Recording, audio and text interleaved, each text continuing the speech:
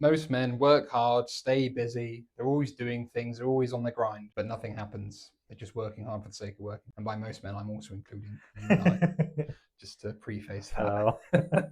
I think the hard work is in the background is making frustration instead of actual progress, and that builds up over time. I think there's a distinct difference between effort and progress. And the best example I could think of is, does working hard equal results? It can. It can, but it doesn't always, because there are people that make a lot more money than other people and they're not working as hard as the people barely making any money. Yeah.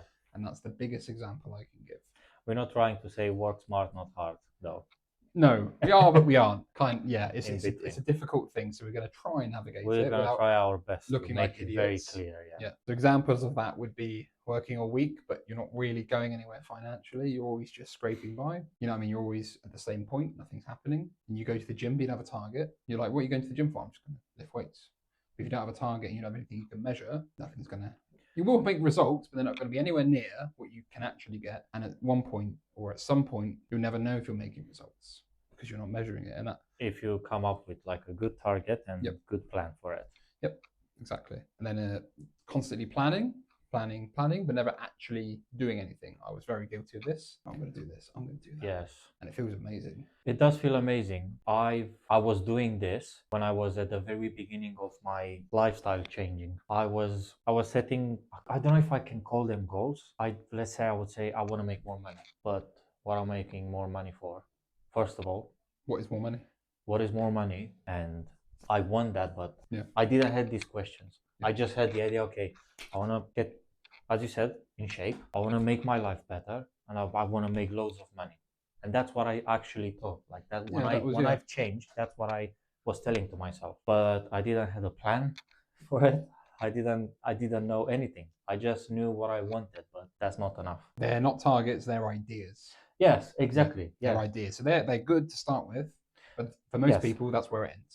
Yes, and you can't just, I don't know, do an extra shift a week or something and it will change your whole life. So you can't just say, oh, I'm going to work hard and that's it. I'm going to do, instead of my 45 hours a week, I'm going to do 55 hours a week. Yes. Yeah, I know, but I think that's what society teaches us to think.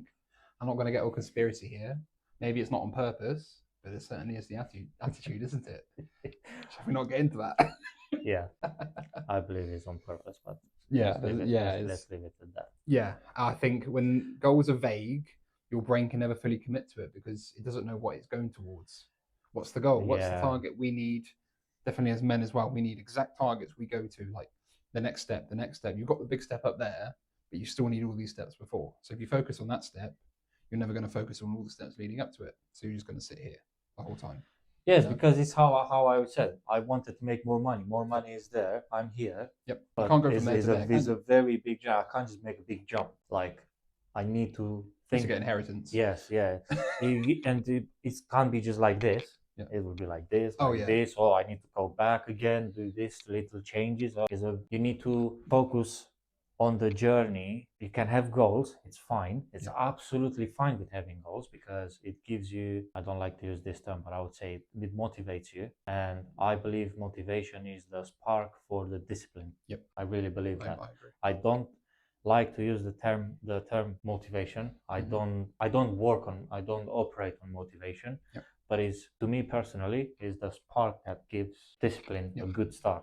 100%. And yeah, you need to focus on the journey of your goals. Once you set up a goal, focus on how you're going to get to your goals. Yep. Don't just, as you said, don't have ideas and that's it. Leave it at that. Because just having an idea is not going to get you anywhere unless you plan something that can come all together to help you towards getting to that idea that you have. Yeah, they need to be small enough, they need to be doable, and you need to be able to measure the progress towards that goal. Yes, yeah.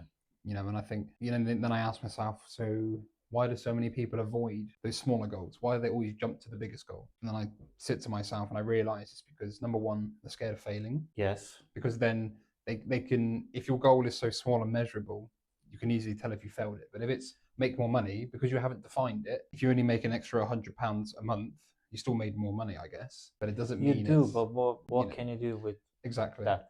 So you don't say you fail. You say, oh no, I have because I've made more money. Because Yeah. it's not big enough and measurable, you never have to sit with the consequences of it. And then at the same time, it's the fear of choosing the wrong goal. Because you can never fail that vague goal. You never come to the realization it's the wrong. Yes. You know, you're not going to be judged because you never get there. So you're never going to get there and be judged for making that goal because you're never going to get there. Yeah. I'm getting weird and abstract here, but you know what I'm trying to say. Yeah, I know. And fail, I think, and people might disagree with me, but it is what it is. We all have our own points of view. I believe, and from my own personal experiences, failing in life so many times helped me get better. Yep, same here. I fucked up so many There times. will be people that will say maybe, oh no, if you do your best and if you actually give your absolute best at whatever you want to do, you can never, which is fair enough. It might be. Depending on what goals you have or what you go through or whatever the case is, that you name it, whatever. For me personally, failing so many times and messing things up because of my own fault, sometimes or sometimes not, I still got the possibility to upgrade myself, to level up, to understand. So I failed here, but why? Oh, because I took the wrong step just before. Okay, cool. I'm not going to do that again. Let me avoid that. And I've learned. And I don't know if you can relate to this. Of course I can. But to me, as I said, failing so many times, messing things up and going wrong and doing things sometimes without even thinking, I'll be like, okay, that's what I want. I'm just going to go for it. Yep. And like, it was such a wrong thing to do sometimes. But I've learned, I was like, no, let me take it easy. Let me sit and analyze what I have to do, because I can't just go like, you know, like the horse has the how do you call this, things on the side that they see just straight forward. Let's go. That's how I was sometimes. I was like, no, let me take this off and just look left, right, see what they put it back on. Some people would do, yes, it is scary, but yeah, and then you take them off and you look like, that's better. Took so many times just straight ahead. I was wrong. Let me just change it. So failing is part of succeeding. Failing is part of learning. Failing is part of giving yourself an upgrade. Have more self-respect. Sit and analyze more. Think different. Think even more before you do something, before you act. So for me, failing is a good thing. I'm not scared of it anymore. Yeah, same. I'm not embarrassed. I even to this day, I mess up so many things. Yeah. Sometimes I learn, sometimes I don't. But I always come out the end. We're not perfect. We still do mistakes here and there. Yeah. Part of the journey. Yeah. I love the horse analogy as well. I love that. Yeah, because that's why I said it. Because all they see is just straight, and that's it. I think when you don't know where you're going and you don't have the specific goals, like we just said, the effort feels pointless because you don't know the direction it's going in. It's just effort for the sake of effort. The discipline, it becomes harder to be disciplined because what are you being disciplined for? Yeah. You know, and the motivation disappears because you don't know where you're going. How am I supposed to be motivated to get more money? Because you don't know now what? Yes. There's no actionable steps. If you can't see something, you know. Yes. It's, for example, when you remember the previous episodes, I said I was the one day I looked at myself and I was like, what is this? Yeah. I hate it. Yeah. Okay.